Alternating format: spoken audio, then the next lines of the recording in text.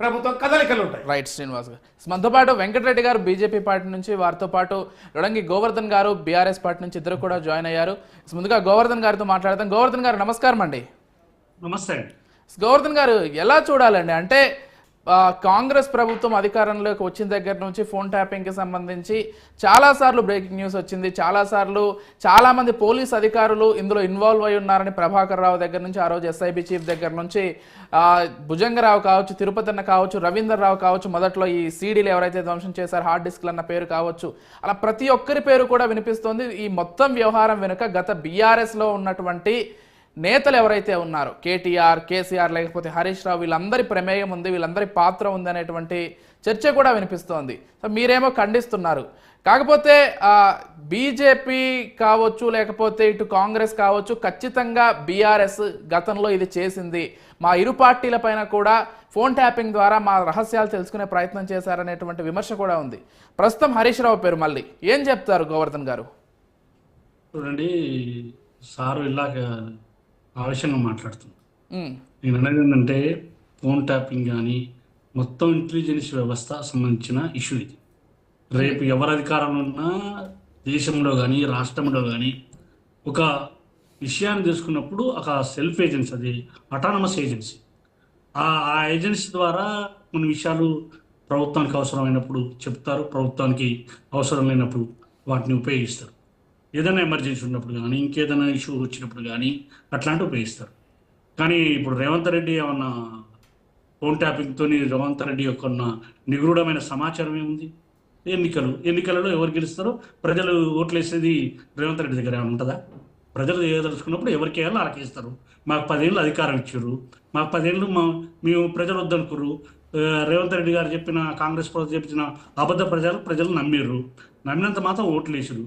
కానీ ఈ phone tapping అనే విషయంలో అది రేపు రేవంత్ రెడ్డి కూడా ఇప్పుడు తలుచుకుంటే ఎవరి ఫోన్ అయినా చేసుకోవచ్చు. అది ఇప్పుడు ఫోన్ ట్యాపింగ్ చేయడం తప్పు కాదంటున్నారా? కానీ దీనివల్ల గోవర్ధన్ గారు, ఏ ప్రభుత్వం కూడా గోవర్ధన్ గారు ఒక్క విషయం అండి, రేపు గూఢమైన వ్యవస్థ, గోవర్ధన్ గారు సమాచార వ్యవస్థ. కాబట్టి దాన్ని ద్వారా ఎవరు జైల్లో పోతారు అంటే ఇలా అందరు రాజకీయ నాయకులు జైల్లో పోవాల్సిందే. ఇలా మోడీ కానీ మోడీ పెట్టుకుంటే ఇక్కడున్న గ్రామ స్థాయి కార్యకర్తలు కూడా రేపు అధికారంలో ఎవరు తెలియదు అంతే. దీన్ని ఏదో పెద్ద గోవర్ధన్ గారు ఒక్క నిమిషం అండి. గోవర్ధన్ గారు ప్రూఫ్స్ ఉంటే చేయమనండి. గోవర్ధన్ గారు, అంటే గతంలో జరిగిందని ఒప్పుకుంటున్నారా, లేకపోతే జరగలేదంటున్నారా? రేవంత్ రెడ్డి కూడా చేసుకోవచ్చు అంటే మేము చేసామని ఒప్పుకుంటున్నారా? ఏంటి మీ ఉద్దేశం? ఇప్పుడు రేవంత్ రెడ్డి కూడా చేయొచ్చు అంటే గతంలో మీరు చేశారన్నా? ఇంటెలిజెన్స్ వ్యవస్థ, ఇది ఇంటెలిజెన్స్ వ్యవస్థ. ప్రభుత్వానికి అవసరమైనప్పుడు కొన్ని విషయాలు తెలుసుకుంటది. అది సీఎం ప్రతిపక్ష నేతల ఫోన్లు ట్యాప్ చేయాల్సినటువంటి అవసరం ఏముందండి? ఇప్పుడు ఉగ్రవాదులకు సంబంధించి, దేశానికి ఎవరైనా హాని చేస్తారని సంబంధించి, లేకపోతే మావోయిస్టులకు సంబంధించి వీటికి మాత్రమే హక్కు ఉంటుంది. రాజ్యాంగం అసలు ఇటువంటి హక్కులు కల్పించలేదు. వ్యక్తిగత స్వేచ్ఛ అనేది ఒకటి ఉంటుంది. ప్రతి రాజకీయ పార్టీ నాయకుడికి కావచ్చు, సామాన్యుడికి కావచ్చు. వాళ్ళందరి ఫోన్లు ట్యాప్ చేస్తామంటే ఎలా అవుతుంది? రాజకీయ స్వార్థం కోసం ట్యాప్ చేస్తారనేటువంటి విమర్శ కదా ప్రస్తుతం వినిపిస్తుంది. ట్యాపింగ్ చేయవలసిన అవసరం మాకు ఈ పార్టీకి అవసరం లేదు, అట్లాంటి అవకాశాలు అవసరం కూడా లేదంటున్నా. ఓకే, ఆ క్లారిటీ అడుగుతున్నా. మీరైతే చేయలేదు అంటున్నారు క్లియర్ గా. ఫోన్ ట్యాపింగ్ మాకేం అవసరం అంటున్నా. రేవంత్ రెడ్డి విషయాలు మాకేమి లాభం జరుగుతాయి? సోదర ఒక్కటే నిమిషం.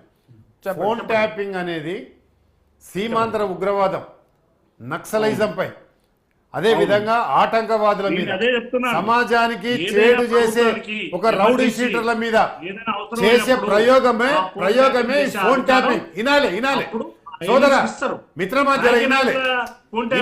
గోవర్ధన్ గారు జర వినండి. నేను చెప్పిన తర్వాత మీరు చెప్పండి, నేను చెప్పినాక ఒక నిమిషం వినండి.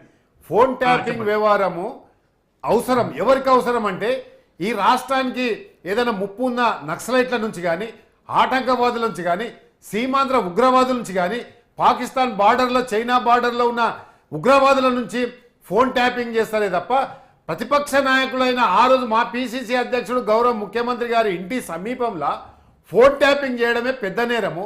ఒకవేళ ఫోన్ ట్యాపింగ్ వినాలండి. అరే గోవర్ధన్ గారు వినండి. మీరు చెప్పింది నేను వింటా. మనము ప్రజాస్వామ్య దేశంలో ఉన్నాము. డాక్టర్ బిఆర్ అంబేద్కర్ గారు ఏం చెప్పారంటే the beauty of democracy position and opposition. ప్రతిపక్ష నాయకులను ప్రశ్నించే తత్వం ఉంటది, అడగాలనే ఇది ఉంటది. కానీ ఫోన్ ట్యాపింగ్ వ్యవహారము పక్కదారి తీసుకుపోయిన గోవర్ధన్ గారు PCC మీరు వ్యక్తిగతంగా మాట్లాడకూరి, వ్యవస్థ గురించి మాట్లాడు. ఇలా మా రేవంత్ రెడ్డి గారు ఏమైనా ఫోన్ ట్యాపింగ్ పాల్పడుతున్నా? ప్రతిపక్ష నాయకుల ఫోన్లు ఏం మాట్లాడుతున్నారు మీరు? ఒకవేళ ఫోన్ ట్యాపింగ్ జరగకపోతే ప్రభాకర్ రావు గారు ఎందుకు విదేశాలకు పోతారు? శ్రవణ్ రావు ఎందుకు విదేశాలకు పోతారు?